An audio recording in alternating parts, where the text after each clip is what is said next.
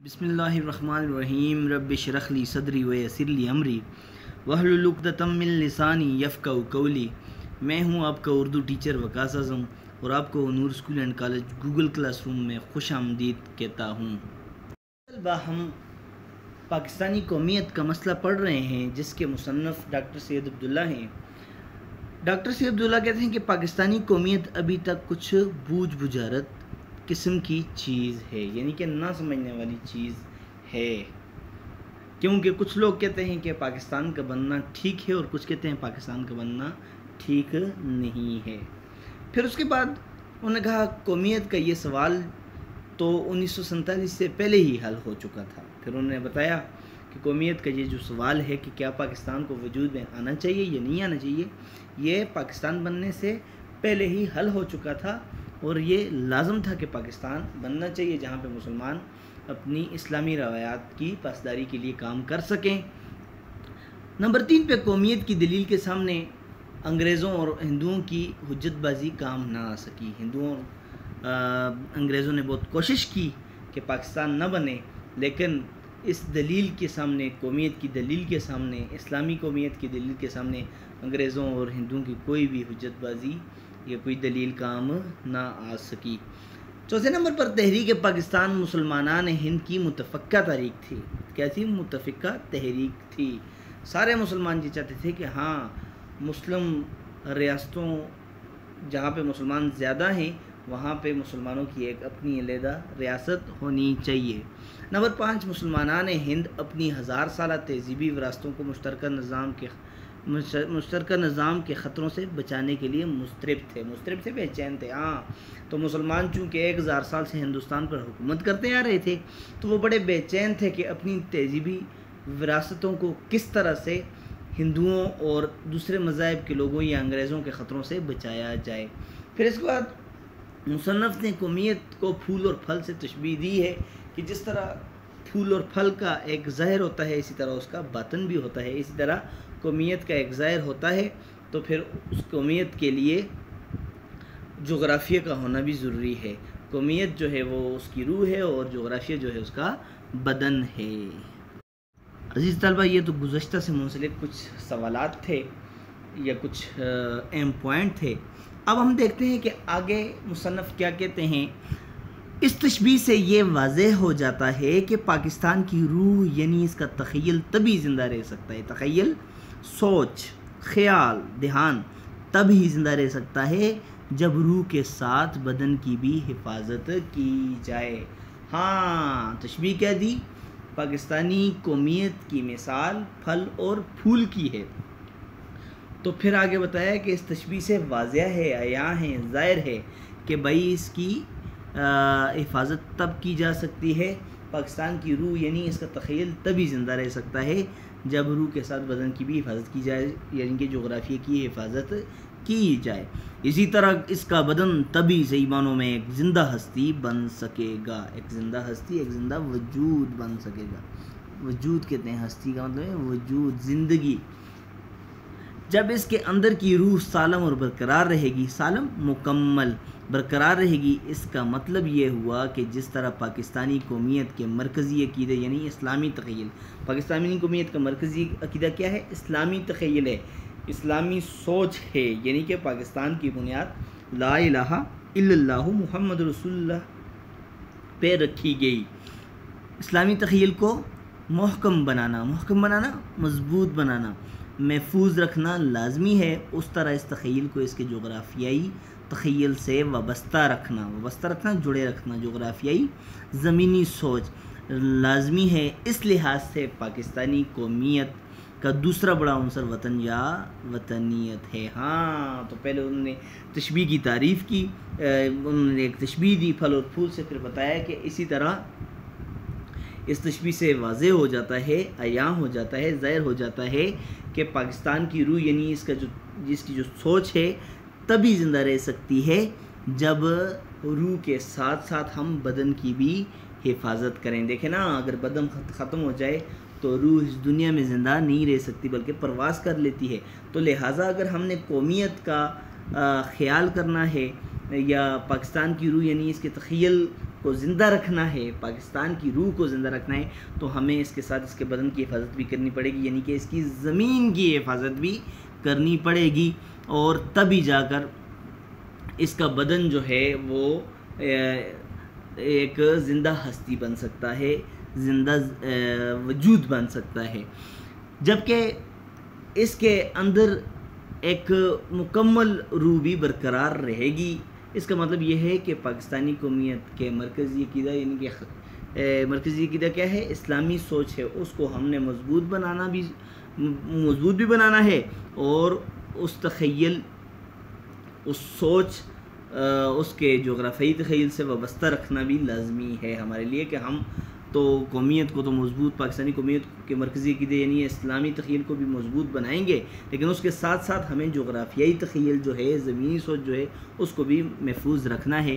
اس لحاظ سے پھر مصنف کہتا ہے کہ پاکستانی قومیت کا دوسرا بڑا عنصر کیا ہے؟ وطنیت ہے، یعنی کہ زمین ہے، یعنی کہ وطن ہے۔ اس منزل پر پہنچ کر دو سوال ہمارے سامنے آتے ہیں جو بعض اوقات بڑے پریشان کن ثابت ہوتے ہیں۔ پریشان کرنے والے دو سوال۔ مصنف نے کتنے سوالوں کا ذکر کیا ہے؟ دو سوالوں کا۔ دیکھتے ہیں آگے وہ دو سوال کون سے ہیں۔ پہلے سوال کی طرف آتے ہیں۔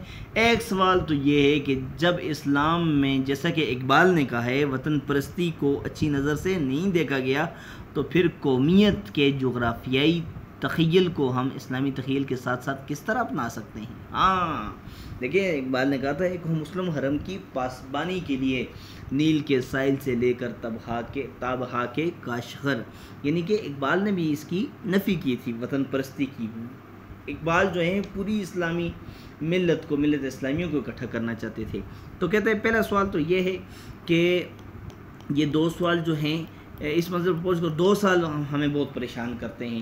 وہ کیا ہیں؟ ایک تو یہ کہ اسلام میں وطن پرستی کو اچھی نگاہ سے نہیں دیکھا جاتا، تو پھر قومیت یعنی قومیت کے لیے جغرافیائی تخیل کو ہم اسلامی تخیل کے ساتھ ساتھ کس طرح اپنا سکتے ہیں، یعنی کہ اسلام زمینی اور تخیل، زمینی سوچ اور اسلامی تخیل کے ساتھ دونوں ایک دوسرے کی ضد ہیں، تو کیسے چل سکتا ہے۔ دوسرا سوال کیا ہے؟ دوسرا شوشہ کہتے ہیں افواہ۔ دوسرا شوشہ یہ چھوڑا جاتا، افواہ کہتے ہیں جھوٹی خبر کو۔ دوسرا شوشہ یہ چھوڑا جاتا ہے کہ جب پاکستانی قومیت کا مرکزی عقیدہ اسلام ہے اور اس قومیت کے محرک مسلمان ہی ہیں، محرک حرکت دینے والے، اس کو چلانے والے کس کو؟ اسلامی عقیدے کو ہیں، تو اس صورت میں غیر مسلموں کے لیے پاکستان میں رہنے اور اس میں ایک وفادار شہری بننے کی مجبوری کیوں؟ دوسرا سوال یہ ہے کہ چونکہ پاکستان جو ہے وہ اس کا مرکزی عقیدہ اسلام ہے، چونکہ اسلام کے نام پر بنا، اور پھر اس کو چلانے والے بھی مسلمان ہیں، حرکت دینے والے بھی مسلمان ہیں، تو پھر اس صورت میں جو غیر مسلم پاکستان میں رہتے ہیں یا اقلیتیں یہاں پہ آباد ہیں، ان کے لیے وفادار شہری بننا کیوں ضروری ہے؟ تو آگے اس کا جواب مصنف کس اس میں دے رہے ہیں، یہ ہم آگے دیکھتے ہیں۔ تو دو کوشچن کیا ہیں جی؟ ایک تو یہ کہ اسلام میں وطن پرستی کو اچھی نظر سے نہیں دیکھا گیا، دوسری بات یہ ہے کہ اگر پاکستان اسلام کے نام پہ اثر کیا گیا ہے تو پھر غیر مسلم وفادار شہری بننے پر کیوں مجبور ہے؟ تو اب دیکھتے ہیں اس کا جواب کیا دیتے ہیں مصنف۔ میرے خیال میں یہ دونوں سوال جتنے پریشان کن ہیں اس سے زیادہ گمراہ کن ہیں، یعنی کہ پریشان کن، مصنف کہتے ہیں میرے خیال میں یہ دو سوال جتنے پریشان کرنے والے ہیں اس سے زیادہ یہ بھٹکانے والے ہیں، بہرا روی کا شکار کرنے والے ہیں، یعنی کہ ان دو سوالوں کی کوئی اہمیت نہیں ہے۔ یہ تو معلوم ہے کہ ہر زندہ قومیت میں جغرافیوں کو بنیادی اہمیت حاصل ہوتی ہے۔ پھر وہ کہہ رہے کہ آپ کو یہ پتہ ہوگا کہ ہر زندہ قومیت میں قوموں میں جغرافیہ جو ہے وہ بنیادی حیثیت رکھتا ہے، بلکہ یوں کہ یہ کہ اس میں قومیت کا اولین ظاہری نشان اس کا جغرافیہ ہی ہوتا ہے، کہ ہم جغرافیہ کی وجہ سے ہی قوم کو پہچانتے ہیں۔ جس طرح ہم مختلف ممالک کو دیکھ لیں، ترکی کے مسلمان، پاکستان کے مسلمان، ازبکستان کے مسلمان، مختلف ممالک کے، تو جغرافیہ کی وجہ سے ہی اس کی پہچان بنتی ہے، ظاہری نشان اس کا جغرافیہ ہے جو سامنے نظر آ رہا ہے، اگرچہ اس کا اصل محرک اس کا اندرونی عقیدہ یا میت یا تخیل ہی ہوتا ہے۔ میت کہتے ہیں سوچ کو، عقیدہ کہتے ہیں اندرونی عقیدہ عقیدہ ایمان کہتا ہے اگرچہ اصل محرک، اصل میں اس کو حرکت کیا چیز دیتی ہے، اس کا عقیدی ہی دیتا ہے۔ پاکستان بھی اسلام کے نام پر حاصل کیے گئے، تو اصل بات ہمارا عقیدہ ہی ہے۔ مگر کوئی قوم صحیح معنوں میں تب صحیح قوم بنتی ہے جب اس کی جغرافیائی حدیں بھی موجود ہوں۔ ہاں، تو وہ کہتا ہے کہ اصل عقیدہ تو یا اصل محرک، اس کو حرکت دینے والا جو ہے وہ کیا چیز ہوتی ہے، وہ تو اس کا عقیدہ ہی ہوتا ہے، اسلامی سوچ یا اس کا ایمان ہی ہوتا ہے۔ لیکن قوم اس وقت تک صحیح قوم نہیں بن سکتی جب تک جغرافیائی حدیں موجود نہ ہوں۔ لہٰذا عقیدے کی حفاظت کے لیے جغرافیائی حدوں کا ہونا بہت ضروری ہے۔ اسلام کا مرکزی جغرافیہ جزیرۃ العرب ہی تھا۔ جغرافیہ کہتے ہیں زمین کو، مرکزی زمین کون سی تھی؟ جزیرۃ العرب۔ جزیرہ کہتے ہیں خشکی کا حصہ، ہاں، خشکی کا وہ حصہ جو تین طرف پانی میں گھرا ہوا ہو، اس کو جزیرہ کہتے ہیں۔ جزیرۃ العرب عرب کا جزیرہ تھا۔ آپ کو پتہ ہے مکہ اور مدینہ تھے، مدینہ سے جو ہے مدینہ کی ریاست سے آگے اسلام پھیلتا گیا۔ پھر جب اسلام باقی ملکوں میں پھیلا تو اس کی جغرافیائی حدیں بھی وسیع ہوتی گئیں۔ جیسے جیسے اسلام پھیلتا گیا تو اس کی زمین بھی وسیع ہوتی گئی۔ یہ صحیح ہے کہ اصل محرک ہر حالت میں عقیدہ ہی تھا، مگر عقیدہ جغرافیہ کو بھی اپنی لپیٹ میں لے لیتا ہے۔ اصل بات تو یہ ہے کہ ہمارا عقیدہ بہت اہمیت کا حامل ہے، لیکن عقیدہ ایک ایسی چیز ہے، ایمان اور یقین اور اعتقاد ایک ایسی چیز ہے جو جغرافیہ کو اپنی لپیٹ میں لے لیتا ہے۔ چنانچہ عام مسلمانوں کے تصور میں اب بھی اسلام اور خدا کی زمین کی بادشاہت لازم و مظلوم چیزیں ہیں۔ ہاں، تو عام مسلمان اب بھی یہی سوچتے ہیں کہ دنیا پر حاکم اعلیٰ جو ہے وہ اللہ تعالیٰ ہے، اور اسلام اور خدا جو ہیں وہ اسلام اور خدا کی زمین کی بادشاہت، یعنی کہ زمین پر اسلام اور خدا اور اسلام کی بادشاہت ایک دوسرے کے لیے بہت ضروری چیزیں ہیں، لازم و ملزوم چیزیں ہیں۔ مسلمانوں کا کوئی گروہ بے مملکت بھی ہو سکتا ہے۔ ہاں، مسلمان ایسی جگہ پہ بھی رہ سکتے ہیں جہاں پہ وہ ملک ان کا اپنا نہ ہو، مگر بے مملکت مسلمان یا محکوم ہوں گے، غلام ہوں گے، یا بکھرے ہوئے افراد ہوں گے۔ ہاں، یا تو وہ غلام ہوں گے، جس طرح آپ نے دیکھا کہ روہنگیا میں، برما میں مسلمانوں پر ظلم ہوتا ہے کیونکہ وہ وہاں پہ محکوم ہیں۔ امریکہ میں مسلمان محکوم ہیں، یعنی کہ وہاں پہ ان کو جغرافیائی حیثیت سے ان کا بس نہیں چلتا، تو لہٰذا اگر مسلمان کسی اور کے ملک میں گروہ کی شکل میں نظر آئیں گے تو وہ کیا ہوں گے؟ وہ غلام ہوں گے، یا ایک دوسرے سے بکھرے ہوئے ہوں گے، جدا ہوں گے۔ ان پر قوم یا زندہ قوم کا اطلاق نہیں ہوگا، یعنی کہ ہم یہ نہیں کہہ سکتے کہ یہ قوم یا کوئی زندہ قوم ہے۔ اطلاق ہونا، لاگو ہونا، پھر یہ ہم اس پر یہ والی بات لاگو نہیں ہوتی کہ وہ کوئی زندہ قوم ہے۔ اسلامی اجتماعیت کا اولین تصور جغرافیائی مملکت سے وابستہ ہے۔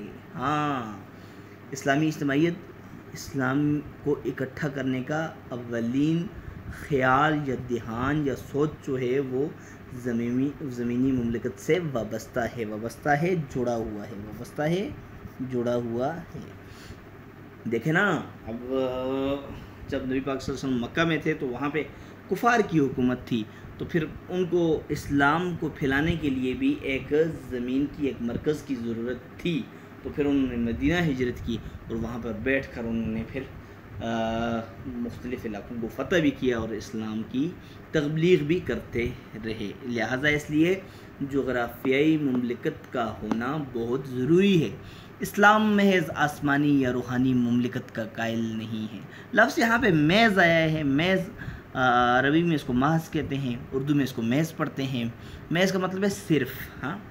روحانی کہتے ہیں پاک، روح کے ساتھ تعلق رکھنا۔ ہاں، اسلام جو ہے وہ محض آسمانی یا روحانی مملکت کا قائل نہیں ہے۔ اسلام صرف یہی نہیں کہتا کہ آپ جنگل میں جا کر بیٹھ جائیں اور صرف خدا کی عبادت کریں۔ اسلام مساوات کا دین ہے، اسلام برابری کا دین ہے۔ اسلام کہتا ہے کہ آپ کو مذہب کے ساتھ ساتھ دیگر مسائل پر بھی غور کرنا چاہیے، اور زندگی گزارنے کے لیے دیگر اسباب کو بھی اختیار کرنا چاہیے۔ یہ نہیں کہتا کہ بس آپ گوشہ نشین ہو کر صرف اللہ کی عبادت کریں، آپ پہ بہت سارے لوگوں کے حقوق ہیں، ان کو پورا کرنا بھی بہت لازم ہے۔ وہ اپنے عقیدے کے نفاذ کے لیے ایک ملک کا طالب ہے اور اسی کو عرف عام میں وطن کہتے ہیں۔ ہاں، اسلام میں آسمانی یا روحانی یعنی کہ گوشے میں رہ کر صرف عبادت کرنے کا نام نہیں ہے، وہ اپنے عقیدے کو پھیلانا چاہتا ہے، اس کو ملکوں نافذ کرنا چاہتا ہے اپنے عقیدے کو۔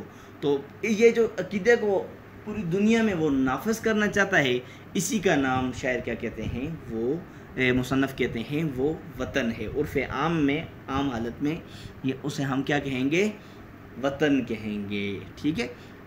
دیکھیں وہ کہتا ہے کہ دو سوال تھے، ایک یہ کہ جو لوگ یہاں پہ غیر مسلم رہتے ہیں تو پھر وہ وفادار شہری کیوں ہیں، اور دوسرا یہ کہ اسلام میں وطن پرستی کیا ہے، وہ اس کو صحیح نظر سے نہیں دیکھا جاتا ہے۔ پھر اس مصنف نے کہا کہ میرے خیال میں یہ دونوں سوال پریشان کن ہی نہیں ہیں بلکہ گمراہ کن ہیں، بلکہ یہ بیرا روی کا شکار کر دیتے ہیں، بندے کو راستے سے بھٹکا دیتے ہیں۔ اسلام کی اگرچہ اس کا اصل محرک جو ہے اندرونی عقیدہ یعنی کہ تخیل ہوتا ہے، لیکن قوم تب سے ایمانوں میں قوم بنتی ہے جب اس کی جغرافیائی سرحدیں بھی کیا ہوں، موجود ہیں۔ آپ کو پتہ ہے وہ کہہ رہا ہے کہ اسلام کا مین مرکزی مقام جو ہے، مرکزی جغرافیہ جو ہے، مرکزی زمین جو ہے وہ جزیرۃ العرب تھا، لیکن جیسے جیسے اسلام جو ہے وہ پھیلتا گیا تو اس کی جغرافیائی سرحدیں بھی جو ہیں وہ وسیع ہوتی گئیں، اور اسلام جو ہے، عقیدہ جو ہے، ایمان جو ہے، وہ زمین کو یا جغرافیوں کو اپنی لپیٹ میں لیتا گیا۔ عام مسلمان آج بھی یہی خیال کرتے ہیں کہ دنیا پہ اسلام اور خدا کی زمین کی بادشاہت لازم و ملزوم ہے۔ ہاں، اسلام اور خدا کی زمین پہ بادشاہت ایک دوسرے کے لیے بہت ضروری ہے۔ مسلمانوں کا گروہ اگر ملک کے بغیر ہو یا تو وہ غلام ہوگا یا پھر وہ لوگ کیا ہوں گے، بکھرے ہوئے ہوں گے، وہ اکٹھے نہیں ہوں گے، اور ہم یہ بھی نہیں کہہ سکتے کہ وہ زندہ قوم ہیں۔ پھر اس نے کہا کہ اسلامی طور پر اکٹھا ہونا جغرافی ملک سے وابستہ ہے، یعنی کہ زمینی مملکت سے یا ملک سے یا وطن سے کیا ہے، جڑا ہوا ہے۔ تو اسلام میں آسمانی یا روحانی دینی نہیں ہے کہ ایک جگہ پہ بیٹھ کے آپ لوگ جا کے عبادت کرنا شروع کر دیں، بلکہ اس عقیدے کے لیے، اسلام کو نافذ کرنے کے لیے ہمیں وطن کی بھی ضرورت ہے۔ اسلامیت اور وطنیت میں کوئی تضاد نہیں۔ پھر مصنف کہتے ہیں کہ اسلام اور وطن ایک دوسرے سے جدا چیزیں نہیں ہیں، ان میں کوئی ضد نہیں ہے۔ تضاد کہتے ہیں ضد کو، ٹکراؤ کو، دونوں میں ٹکراؤ نہیں ہے، بلکہ اسلامیت کی تکمیل وطنیت سے ہوتی ہے۔ اسلام تب مکمل ہوتا ہے جب اس کے لیے وطن بھی ہو، جگہ بھی ہو، اس کی تکمیل، اس کا مکمل ہونا وطنیت سے شرط ہے، یعنی کہ وطنیت ہوگی تو اسلام مکمل ہوگا، جہاں پہ وہ بغیر کسی جھجک کے اپنی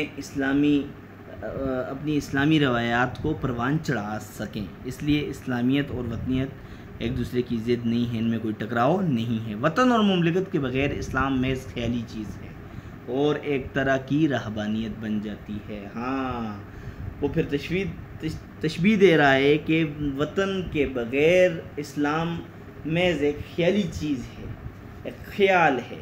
ہاں، پھر وہ کیا بن جائے گی، رہبانیت بن جائے گی۔ رہبانیت کہتے ہیں دنیا کو ترک کر دینا، چھوڑ دینا، اور ایک گوشے میں بیٹھ کر اللہ کی عبادت کر دینا۔ پھر اس کے لیے کیا کہتا ہے، وطن کی ضرورت پڑتی ہے اسلام کے لیے، کیونکہ اللہ کا نظام اس نے کیا کرنا ہے، نافذ کرنا ہے، اور اللہ کے پیغام کو پھیلانا ہے، نہ کہ ایک جگہ گوشہ نشین ہو کر اللہ کی عبادت کرنی ہے۔ علامہ اقبال نے جس وطنیت کی مخالفت کی ہے وہ یورپ کی وطنیت یعنی کہ نیشنلزم ہے۔ جس کی ایک مخصوص اور طویل تاریخ ہے، اور ایک لحاظ سے یہی وطنیت انسانیت کے لیے بے شمار مصائب کا سرچشمہ رہی ہے اور اب تک ہے۔ مصائب کہتے ہیں مصیبت کی جمع ہے، پریشانیوں کو، دکھ کو، سرچشمہ ذریعہ۔ ہاں کہتے ہیں اقبال نے جس وطنیت کی مخالفت کی ہے نا، جس جغرافیہ کی مخالفت کی ہے، وہ اصل میں یورپ کی وطنیت ہے، یورپ کا نیشنلزم ہے۔ یورپ کے ہاں کالے کو گورے پر اور گورے کو کالے پر بڑی اہمیت دی جاتی ہے، وہاں پہ ذات پات کا قانون ہے، وہاں پر مادہ پرستی ہے، چیزوں کو انسان سے زیادہ اہمیت دی جاتی ہے۔ تو اقبال جو ہے وہ نہ کہ مشرق کی وطنیت کا مخالف تھا، بلکہ اقبال جو ہے وہ یورپ کی وطنیت کا مخالف تھا، اور یورپ کی جو وطنیت ہے وہ انسانیت کے لیے بے شمار مصیبتوں کی وجہ بنی ہے۔ اس کی اپنی ایک طویل تاریخ ہے، ایک لمبی تاریخ ہے، لہٰذا اس نے انسانیت کو ترقی کی طرف لے جانے کے بجائے زوال کی طرف دھکیلا ہے۔ علامہ اقبال اسی کے مخالف تھے اور بجا طور پر مخالف تھے۔ علامہ اقبال یورپ کی وطنیت کے مخالف تھے، مصنف کہتے ہیں وہ بالکل ٹھیک مخالف تھے، مگر ان کے افکار، فکر کی جمع ہے، افکار، سوچ سمجھ میں جغرافیائی مملکت کی مخالف کا سراغ کہیں بھی موجود نہیں ہے۔ آپ کو کہیں بھی یہ سراغ، یہ نشان، یہ راز آپ کو نہیں ملتا ہے۔